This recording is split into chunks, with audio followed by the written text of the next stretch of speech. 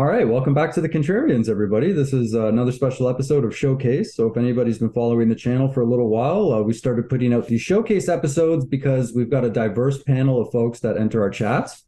And today we have one of those members here with us. Nick, how you doing? I'm doing fine, Marco. Thanks for having me. Thanks for coming on. And this is a great opportunity for the folks at home to learn more about Nick and the other folks that participate in our chats. So this is actually going to be a lot of fun. Nick's been around basically since the beginning. So you've probably seen Nick for the last couple of years on our show. Yeah, off and on. I think I was there right around the beginning. I stumbled on the channel and joined the Patreon thing, and it was a blast.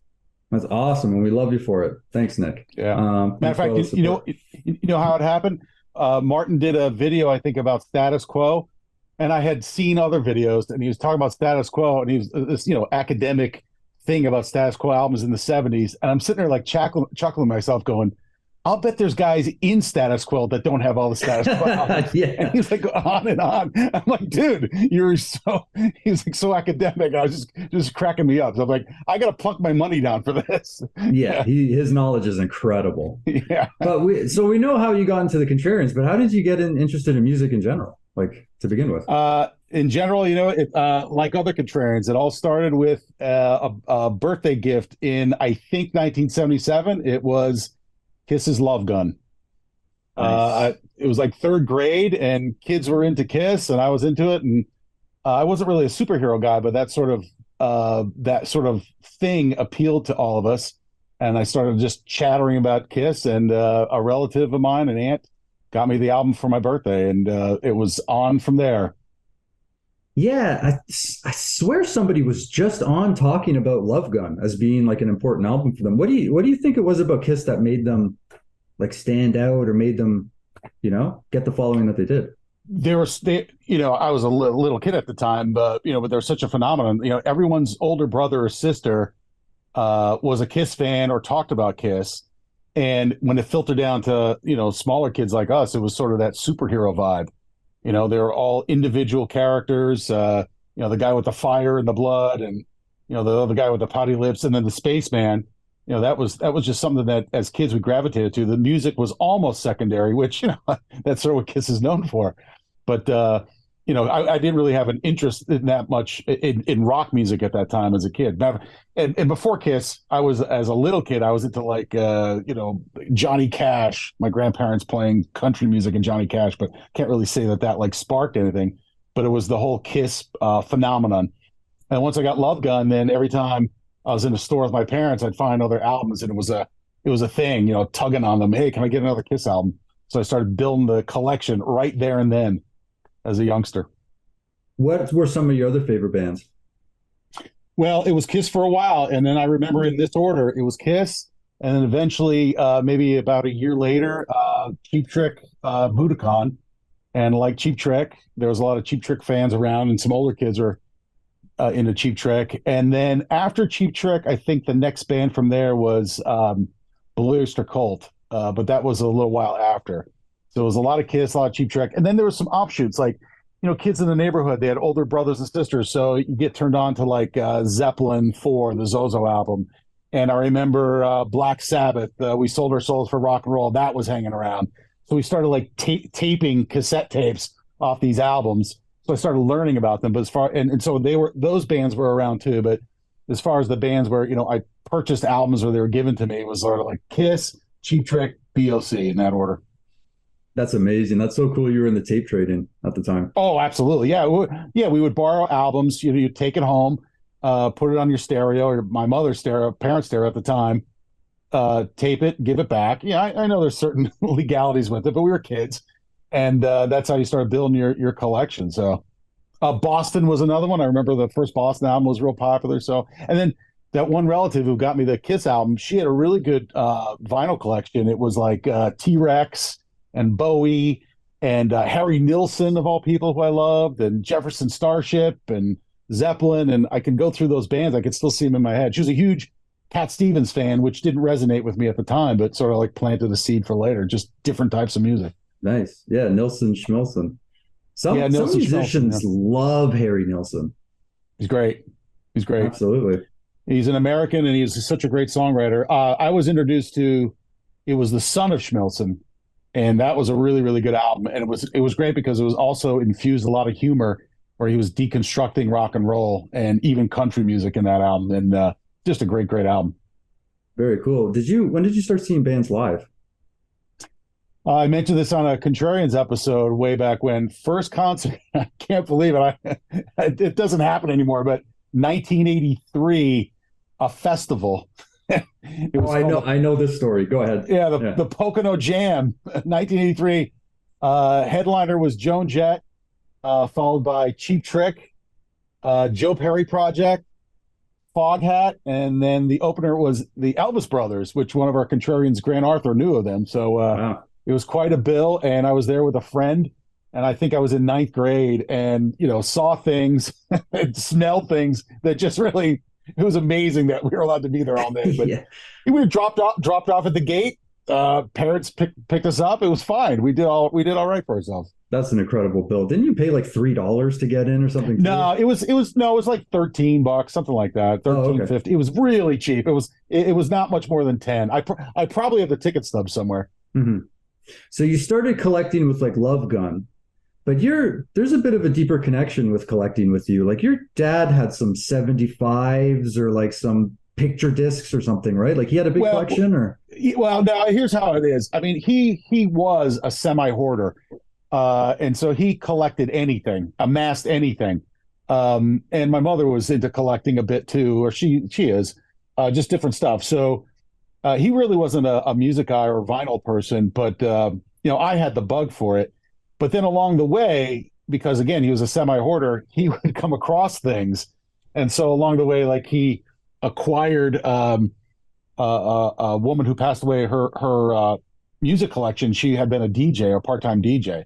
So with that, there was boxes and boxes of 78s and all sorts of crazy Vogue picture discs, which I've shown on the show before, and enlarged albums from the military that played on special players. So all this like crazy stuff. So he would look out for me, but he himself didn't have a big collection. Gotcha. Okay. What's your Holy Grail? I've talked about this before. I gave up on Holy Grails. I used to have lots of Holy Grails, and I found that that type of collecting was actually stressful and adding stress. Like I did the whole internet thing and, going to the store, having all these lists in my head. And once I did away with it, collecting, it's become more of a meandering, see where it leads, like flowing river kind of thing. And I sort of gave up on them. And to be honest, I got a lot of stuff that I want, I mean, there's things out there, but nothing jumps to mind. I knew this question was coming. There was one thing, it's so silly. It was a grail for the longest time, no longer a grail, but it was like the silliest thing to be a grail. Hang on a second. As nice. You know, as you know, I'm always, for me, it's like noun, verb, humble pie. But for years, I would hear about a friend of mine, a little older than me, knew I was getting into humble pie, and he was a bass player, and I had a lot of respect for him and his brothers, who were great musicians. He said, yeah, my brother has this 8-track as a humble pie. It's called Street Rats. And they do all these Beatle covers. It's really good. I'm like, Street Rats? Like, I've never seen it in a store, never read about it. I had their greatest hits. It was on cassette. It's the lady on the cover. She's a large woman with pie all over her face. And in it, they list all the albums from which the songs came from, and there's no Street Rats. So I'm like, Street Rats? I'm like, he's kind of a joke. I'm like, is he pulling my leg? So I never saw the Street Rats. I would go to all the stores, never heard about it, nothing. And then maybe like 10 years later, I was in a store, and I think it was in Maryland, and sitting there right in the racks is this. Wow. And it's not really worth that much, but there it is. I mean, Street Rats didn't sell. It bombed. It was their last album of the classic lineup. Cover, yeah, it's a great cover. Matter of fact, I ended up buying this poster. I have it framed and everything. It's massive. Like it's half a wall, but I got it online somewhere. And then, of course, every time I saw one, like that might have been one of my first ones too. It was the DJ copy. And then I ended up just recently getting this one, which is the UK version, which has a different track listing. Wow, which is awesome. So I saw you go over one too. So there was another copy in there too, no? Oh yeah, no, yeah, same thing. Yeah, it's all 4 Street Rats. They're all, again, it doesn't really have much value, but it was sort of just symbolic for me because, like, well, first of all, that damn thing did exist. He was right. He wasn't busting my stones. And yeah, they do all these Beatle covers, and it's good. I mean, it isn't their best work, but I was like, it does exist. And when I found that, and when I saw it in the record store somewhere, I couldn't, like this rainbows and unicorns and the skies parted. It was one of those moments, though. Do you own it on 8-track though? I don't know. I don't know that. That would be the Holy Grail then, right? Yeah, that would be a Holy Grail. Yeah, or cassette. Yeah, or cassette. That's right.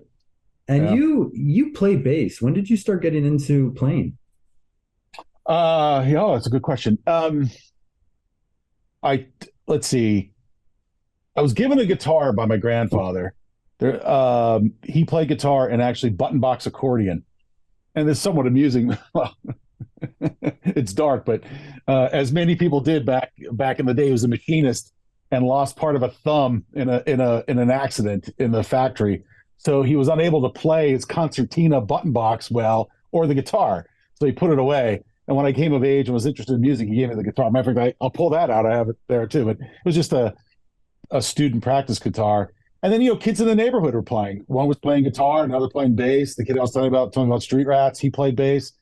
And so I got into it. And my parents, we were lucky enough, we got a piano and started taking lessons. And my piano teacher played bass. He played in a band. So there's all this bass floating around and Gene Simmons and everything. So it was like at one point, someone was like, yeah, you'd be a pretty good bass player. Why don't you try bass? And, kids were playing guitar. So that's what I was able to get a good bass. My father's cousin ran or owned like a music shop within a department store, let's say. And that's where we got our piano. And then I got a student bass there. And that's how I started taking lessons and practicing and the whole thing. I was off to the races. And you've been in a number of bands over the years too, right? Yeah, like bar bands, a lot of garage bands as a kid. Here's my story. The first time I played in front of people was my piano teacher, who was also then teaching me bass, was hired to play my aunt's wedding, the one who had all the T-Rex and David Bowie albums. And he said, yeah, you should play at the wedding. I'm like, well, I just started learning. So he taught me, and I practiced a number of the songs that his band were going to play, 3 songs actually. And I ended up getting up on stage as a 13-year-old and playing them in front of like 300 people. And the 3 songs were Start Me Up by the Stones and If by Bread, wow, which is a long-lost classic. And then, of course, we had to play a polka. As I was from coal country, we played the Pennsylvania polka. And so there's all these crazy songs. And it went over well. I didn't have stage fright. It was great. And that sort of like gave me the bug. And then soon thereafter, formed the first garage band. And that led to another better band playing out, doing dances. And I played with different bands and things. Matter of fact, I did a couple projects with guys who stayed active in music to this day, including one guy I mentioned before is my friend who's been an LA drummer. But in college, I put it away because things were going nowhere, dead ends. And I just knew it was sort of crossroads. And I would want to have been playing, but I wasn't going to find the band or the right musicians to play with. It was just a dead end. So I put the bass away for almost 20 years. I'd drag it out and play a bit, but not with the mind that I was going to play in a band. Mm-hmm. And then in 2008, a friend of mine who played knew that I was at least an idiot savant with the music, like Contrarian style person. And he coaxed me to dust the thing off and jam. And that's where it took off from there again. And I've been basically playing since 2008 again. Wow, cool. So the lesson for me is anybody can get back into it. So if you put the thing away, the guitar, the drums, or the bass, you can do it. Have you played? I got to do. You go ahead. No, I'm sorry. Go ahead. No, I dusted it off and got proficient again, and I've had all these adventures now in the last since 2008. It's been fantastic. I'm basically like a weekend warrior type that's been able to like figure out how to punch above my weight class. Have you ever been in like an originals band? Do you write any of your own music? No, I'm not. I don't have that gift, especially with lyrics. I've been involved with just helping to arrange things and that sort of thing, but I've never had that kind of discipline. Maybe yet. There's still time. I'm young enough. Yeah, absolutely. So I know a lot of bar bands have to play a lot of covers to play. So what were the covers that you hated playing the most? Did you have to do top 40 stuff that you hated? Well, since 2008 on, I didn't play so much that I was sick and tired of it, but it was the songs that every other bar band played. Those are the things that I didn't like to play. Like, for example, Roadhouse Blues. This is everybody plays it. Like, why? Like, it seems like there's always like 30 or 40 songs. Luckily, we didn't there was enough interesting music and some really heavy stuff and other hard rock and stuff. We didn't have to do it. And I'm thinking one particular band where we had two brothers playing. They both play guitar, and the two of them together were phenomenal. And think about it. When you go see a bar band anymore, no one could play double leads and harmony leads and stuff. And these guys were brothers. So like, it was sort of like in their DNA. And so I was always encouraging playing music like, for example, Boys Are Back in Town, which is a phenomenal song, but you got these twin guitars and harmony leads and stuff. I just thought that was great because no one does that. No one can do it anymore. So that's the kind of stuff I was interested in. But anything that was sort of like the standard run-of-the-mill bar band thing, you know, I grinned and bear it. Although it's funny, there's exceptions. There was a few songs that I just loathed, but then when I played them in the band, I enjoyed it only because of the way the band played it. And there's an example that would be Margaritaville, which I'm not a Jimmy Buffett fan, but I love playing the song. So my challenge, and it's also like a contrarian thing, when I hear bands and music, it's like I got to keep an open mind because sometimes you have these preconceived notions or feelings about stuff, and that sort of like, for example, using Thin Lizzy, the Boys Are Back in Town. I was never much of a Lizzy fan. They're okay, and when I had to learn the song and play the music, I figured out finally what a gifted musician Phil Lynott was, and more appreciate the band now, especially when I knew how good the song could be live. It was always a great song. Best here's one that you would like. Best song that I've ever played live that I can almost see the energy increase in the room. It was almost like things can go from like beyond 10. One song, and I've done it with a couple bands now in different scenarios. And every time I played the song, the energy level went through the roof. That song was Tie Your Mother Down by Queen. Oh, cool. Flat out. I love that song. That song, I could play that. Yeah, and I was never a Queen fan, but not a Queen fan. And playing that song, I love that song. I've absolutely, and I think part of it has to do with the musicians around you if they're really into it. So just been lucky that they ate it up. So. What were some of the band names that you were in a part of? Well, the first band that I was in, the garage band, I thought of the name, and that's been one of my favorites. People still joke about it to this day. We only had one or two gigs as a young band would of 14 and 15-year-olds, but that was called Scintilla. And the real spelling of Scintilla is Scintilla. But because, we were mini metalheads and rockers, we took out the C. So it's Scintilla. Nice. I give Reed Little a run for his money with, that's like, what was it? The Reed Little band. Toy Macker. Scintilla with 2 L's. So it's like a Godzilla, Scintilla. We'll have a contrarian band name off at some point. Yeah. One of my favorite names was because it was a play on every other famous name, but we didn't play out that much. That was sort of since '08 where we were rehearsing, but not much came of it. We did play out a few times. But one of my favorite names was called Hiatus because everyone's, we're on hiatus right now. We're on hiatus. So Hiatus is a fun name. Awesome. It has a cool ring to it too. Yeah, I love that one. It was that tongue in cheek. The band that I joined that got me out of the house, and those guys were a duo that had an album out, and then I came in. We played a couple originals, but it was basically it morphed into a bar band. I like their name. We were called the Codependents. Nice. I love that name too. Cool. I like that too. What's something that you're very contrarian on? Music or non-music? Give me one each. Do you like anchovies on pizza? And no, I'll give you a non. No. I'll give you a non-contrarian or non-music one first. People love IPA beer in the United States. It's in every bar. There's 15 IPAs. I think it tastes like battery acid and perfume. I think it ruins the taste of food. I don't understand it, and I used to tolerate it, but I'm at the point where if someone like suggests an IPA, I may audibly say, no, that's swill. So I'm contrarian on IPA. Not for you. Eh? What about music? Music. Let's see. Well, this is music related. I think that the whole vinyl craze, new vinyl is fool's gold. I think it's like I don't get it. It's very expensive. I understand there's costs involved, but charging $25, $35 a record, I'm all about cheap. I'm kind of getting known for that, but if I could find a CD for $2-3 versus $25-$35 vinyl, I'm fine with that. It's all about the music. Yeah, I have a collection, and there's things that are of value, and I'm all into that too. But at the end of the day, it's about the music, and I don't understand the prices being spent on that. Another thing, I think it's new vinyl. Yeah, the new vinyl. Yeah, I think it's fool's gold. I think it's silly. I know the music industry is in free fall, so I get it. You need something to kind of like generate some PR. I think you and I are on the same page. It might be contrarian to the contrarians, but I am now totally bought into streaming.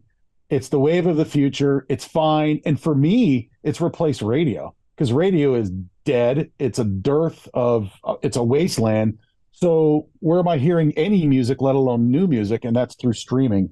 And so I enjoy it. I like it. If I like something, I still go out and try to get a physical copy. I'm fine with that. And it's going to be on CD.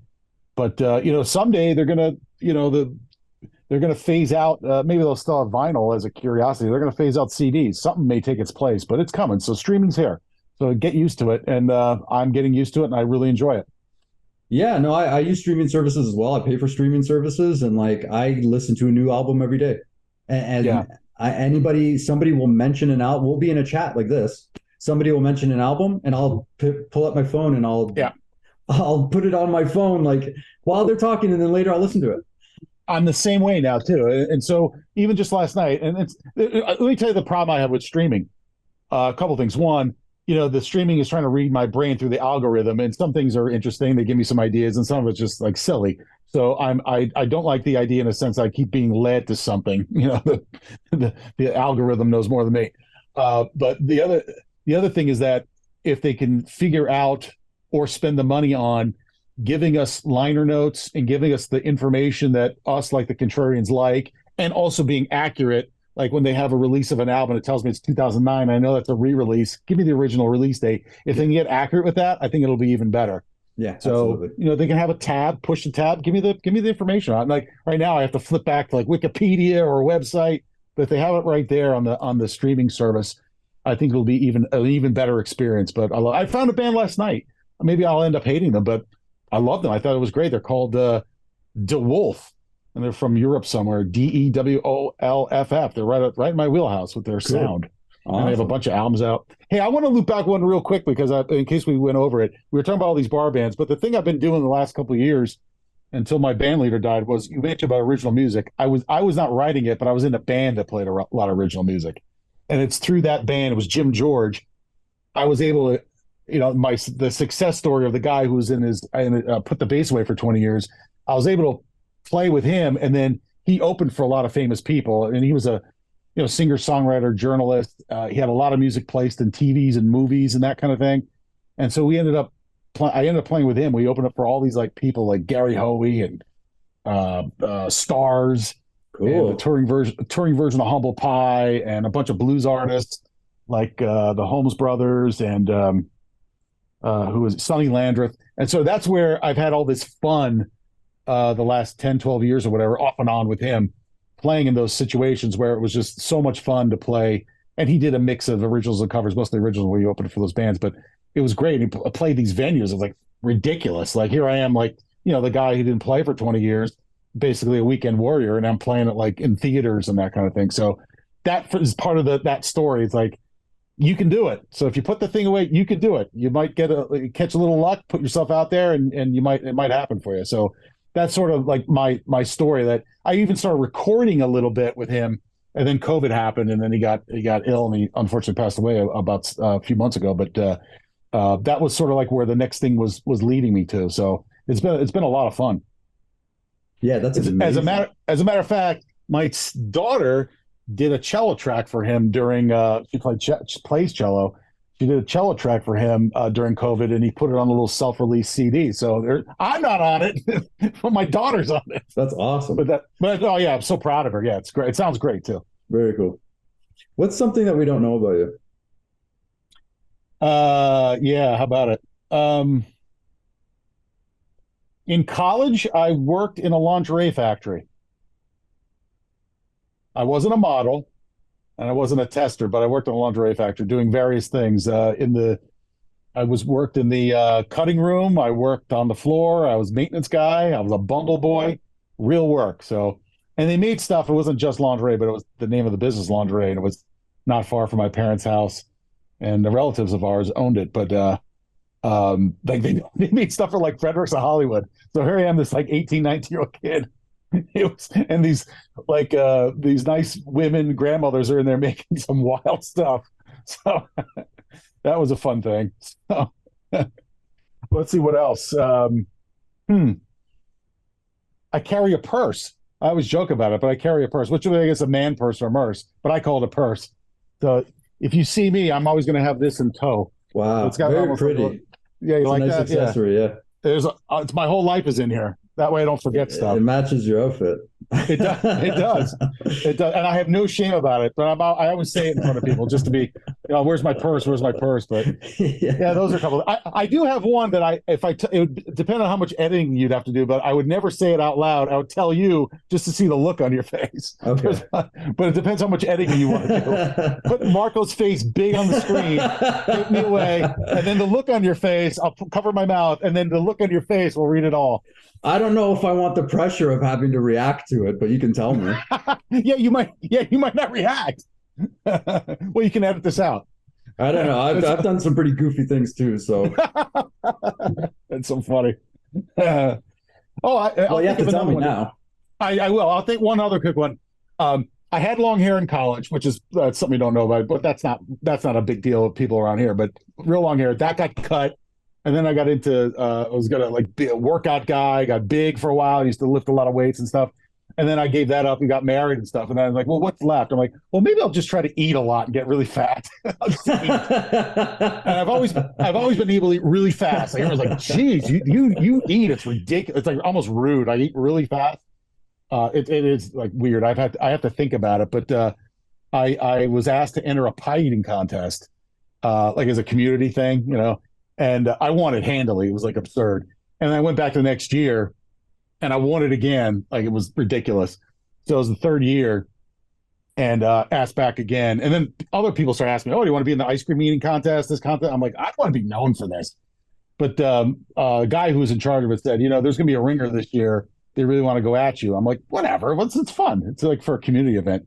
So showed up for the event. And it turns out that the ringer was the guy who was in charge of it because he wanted to go up against me. And I decided to have some fun. So, they started the event. Everybody's eating pie. There's like 15, 20 people, whatever, flying. I just sat there. I started yawning, looking at my watch, stretching like this. Everyone's like eating and eating. I'm like, all right, I'll start. I started eating this pie, flying through it. And all of a sudden, which had never happened to me before, I'm like, this ain't going well. I was like, I think this pie may come back. It was like stuff was getting stuck. It was just not fun.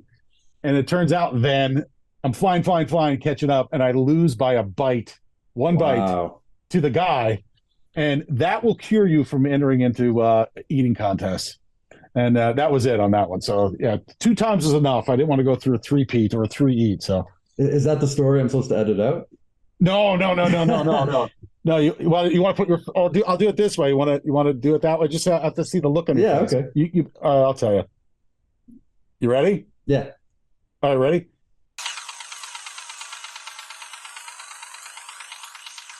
Interesting.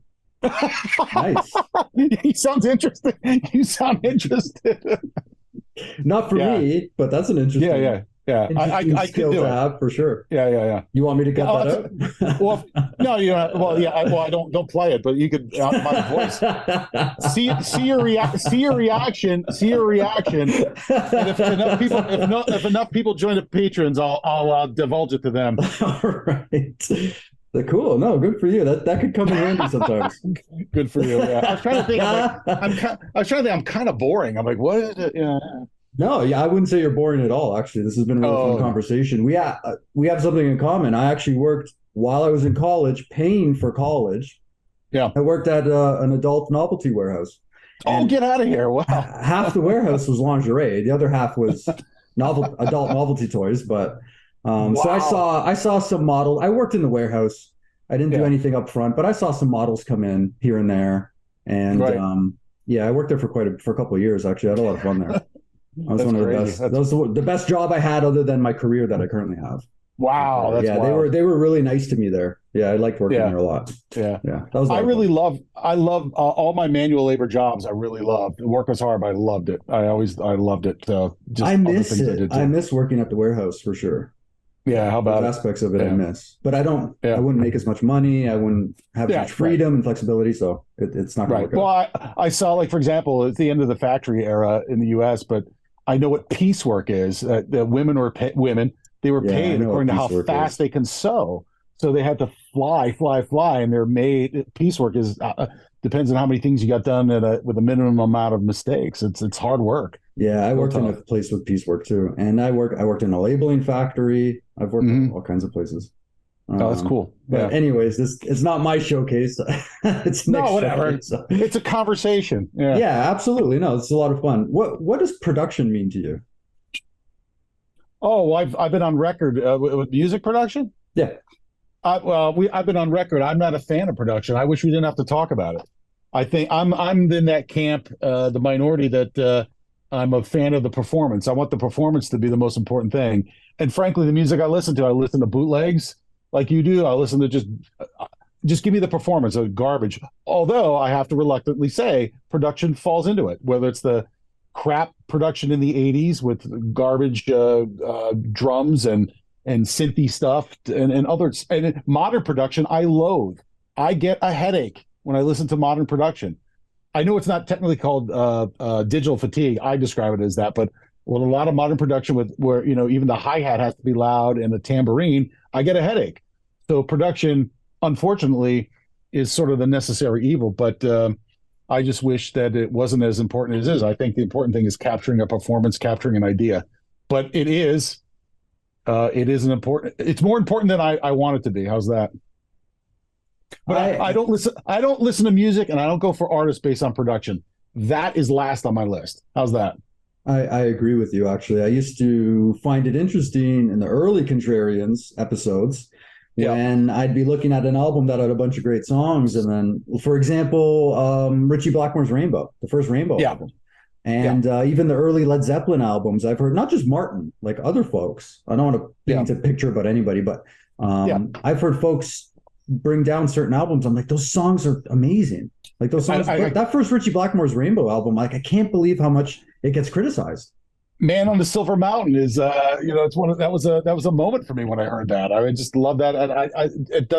That does shape my music. We were talking about what am I contrarian on. I can give you a list that will really piss off people. So I got to for me, it's more indifference. And it goes back to keep an open mind, Nick, because maybe you will get into it someday, kind of like the Thin Lizzy and other stuff. But I'm indifferent to a lot of stuff. And a lot of stuff is probably those artists where production's an important thing, whether it's Pink Floyd or just prog. And a lot of it is over my head because I'm not that, I don't consider myself, an academic with music, but I don't listen to music for production. If it's there, that's great. It's fantastic. Matter of fact, the thing I've been discovering lately when we did a show on it was I like the production of Billy Squire, which was the guy Mac from Queen. Give me that. I want to feel like I'm in the room in a rehearsal studio. I want to feel like I'm on stage with the guys. Put me in the bass drum. I love that. Although I don't want it to sound like modern production where everything has to be loud. Mm-hmm. But I love that kind of style production, which to me is beside the point. Production should be beside the point. That's sort of where I come from.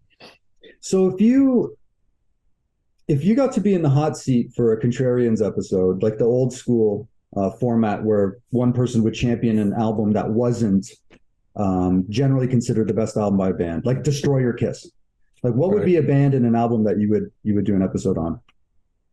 Oh, wow. Well, let me think about that for a minute. Well, Kiss is an easy one I can do because I know them well, but I'm gonna pick an artist, and everyone's gonna roll their eyes because I labor in sort of like the more obscure people.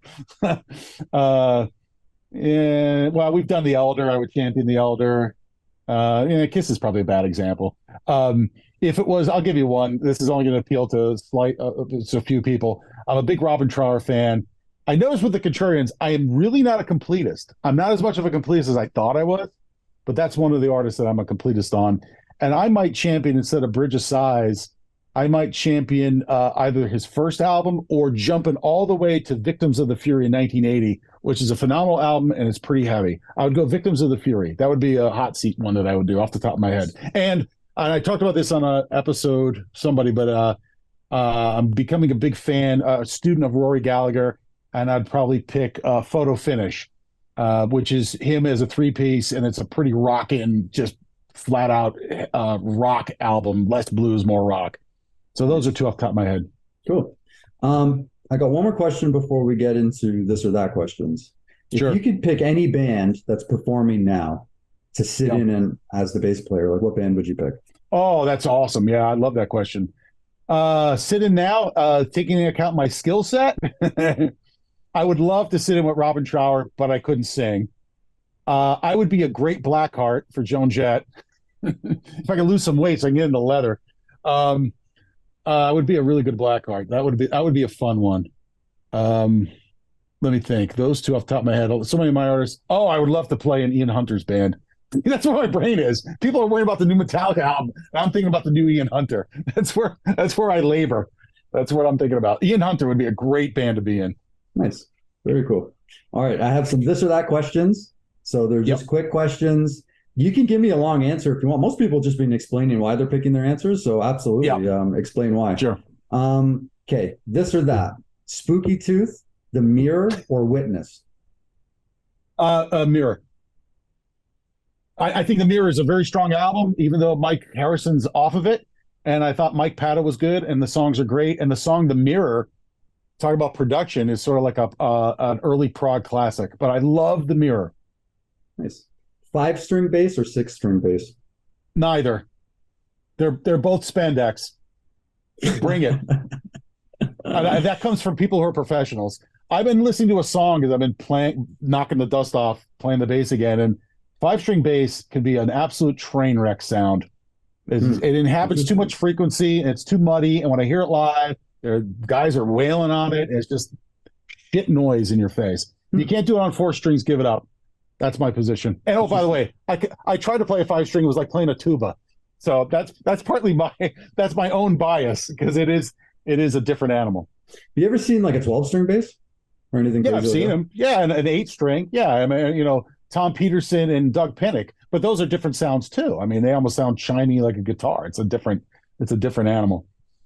Cool. So you and I had a conversation a long time ago about Contrarian vocalists. It was like a Patreon exclusive, which we should just make it public. At this point, we should just make it public. You should. Yeah, it's 2-parter. I'm long-winded. Yeah, no, it was a great conversation. We talked about go ahead. Like 6 different artists, I think. Yeah, it was fun. So this is in line with that. So you get to pick one of the following to front your band. Go ahead. Alex Harvey or Jess Rodden? Alex Harvey. Interesting. Not even close. Terry Reid or Mike Harrison? By the way, that's not even close with Alex. I mean, he was such a personality. The voice wasn't the best, but he was just such a dynamic figure. Not even close. Go ahead. Terry Reid or Mike Harrison? Mike Harrison. I just love his voice. I thought he can do it all. I thought he was so underappreciated. I love Terry Reid, but Terry Reid is almost an acquired taste because he really gets up there in the register. But Mike Harrison, but they're both good. And I know more than Mike Harrison canon. What were the other two that we did? Oh boy, the Groundhogs, I think, right or no? Yeah, Roy Wood and yeah, that's your stuff. I can't remember one. Tony McPhee from the Groundhogs. Yeah, and I loved You Turned Me On to the Groundhogs, and that's a great band. That's a really cool band. That's one of those bands too. It's like courtesy of the Contrarian. Well, it's funny too because my local independent record store guy had actually given me some mixes of the Groundhogs, which I had heard or not heard. But then you turned me on to them, and I've been able to go back to those. So awesome. So what would you pick between Thank Christ for the Bomb or Split? Not knowing them better. Thank Christ for the Bomb only because I've heard it more now. Okay, cool. Awesome. Muddy Waters or BB King? Muddy Waters. I've seen BB King a couple times before he passed and enjoyed him. He's sort of just a very good ambassador for the blues. But Muddy Waters was just so down and dirty, just really got to the bone, to the meat of it. Yeah, you're a big blues fan, right? Yeah. Like there were years when I wasn't playing that bass when I would have been listening to the blues maybe 60% of the time and rock 20-25% because I thought at least new music was garbage. Because you mentioned them, T-Rex or Bowie? T-Rex. Interesting. Yeah. And Milady supports me on that too. She loves T-Rex. That's her crush. I don't have to worry about him because he's no longer with us. But She loves T-Rex, and I like Bowie, but I'm almost contrarian. I'm a little indifferent to him, to be honest. I mean, it doesn't make. I mean, that's my problem. But I love T-Rex. Well, I would pick Bowie just because I don't know T-Rex that well. Like I know Mark Bolan and I know T-Rex, but I only know their hits or their, a couple of their Well, tunes. that's where I know you they were a gotta big dive in. glam band in the 70s, right? Early 70s. Right, and you gotta dive into it. I mean, that's the idea. You got to get into it. I just liked his style of sort of get in and out in 3 minutes. I liked his voice. I've never been a huge fan of Bowie's voice. Yeah, Gotta say. I don't mind David, but there's I don't know every single album, but there's like 4 or 5 David Bowie albums I know really well. You see how if you start asking me questions, I'm going to start giving you answers that the comment section is going to go crazy. What about T-Rex or Free? Oh, Free. Oh, yeah, interesting. That's... you swerved that. Oh yeah. Free. I just love. I adore that band. I know that's not Martin's thing. That's his problem. But I think Paul Rodgers is a great voice. Kossoff is Andy Frazier's a drummer. I just love that band, and that band is good because it's they're so minimalist. It's almost like they it's what they don't bring. It's almost like the notes they don't play. If you can follow me, They're not over the top. They're understated. Budokan or Alive? Oh, that's a great one. I'll tell you what I listen to more. I listen to Budokan a lot more, especially the anniversary edition, the anniversary expanded edition. Mainly because I get my Kiss in other ways, but I'll say Budokan. What would be your Kiss makeup if you were to join Kiss? Of the existing. No, if you got to create your new one. Oh yeah, oh god, you got to be the new Eric Carr or Vinnie Vincent. Yeah, now you're putting me on the spot. Who knows? I don't get into that stuff. Here's an answer. Whatever Paul and Gene told me to do. Right on. Wasn't Eric supposed to be like a falcon or something? He had like a big bird suit on. Yeah, that's right. There is a bird suit. Yeah, there's a bird I think they somewhere. Used to have in the conventions. They used to show it off. Yeah, whatever Paul and Gene wanted is fine with me. I don't care. Very cool. Is Kiss a kiddie band? No. They are asking for it half the time, and they were when I came of age. That's why it amuses me. You guys like Unmasked so much. I mean, I had to sit there and defend that. It was like they were such a kiddie band at that point. And, by the way, I was a kid. Mm-hmm. But they were at one point. They were considered a kiddie band at one point, and it took them to crater and dig themselves back out of it again. Mm-hmm. But they were known as a kiddie band. They were just what they were getting their press on, like kiddie magazines and Teen Beat, Tiger Beat, 16 magazine, and yeah. They were on. Eric Carr was debuted on a kid show. Kids are people too. Correct. Yeah. Well, that was a kid show. It wasn't like he was on Don Kirshner's rock concert or whatever it was. It was you're right. Totally different than 10 years before when they're all totally black different. And like, yeah. No, that's why it was cool though. Coming out of it, like when Creatures of the Night hit. Oh, they were really cool again. And that cover, I love that cover, and it was heavy, and they were getting a little bit of airplay, and that, especially Love It Loud with those drums. It was like, oh, they were cool again. And of course, they took the makeup off, but they were on that trajectory upward. So, yeah. Are you for this or that 80s era non-makeup Kiss or current lineup Kiss? I'll have to go. I really like Tommy and Eric. I like them a lot, and they seem like they're good guys and they're great musicians, but only because of the sheer output of the music in the 80s. And then Bruce is a great guitar player, and I loved Eric Carr. I'll say 80s non-makeup, even though I think I don't have as fond I don't go back to it as much as I think some of the other contrarians like yourself. But I'll just say, and I saw them so much. I saw them on almost every tour in the 80s, and they put on such a great show. So I'll go 80s. Awesome. So you don't have your own channel, but you frequent a bunch of other folks' channels. Have you ever thought about doing your own channel? Well, I have a YouTube channel that all it is like video clips of me from like 12 years ago. And here's why. I see the work that you guys put into it. I know the work that you guys put into it. And if I was going to do it right, I would have to put in that same amount of work. And there's just no way.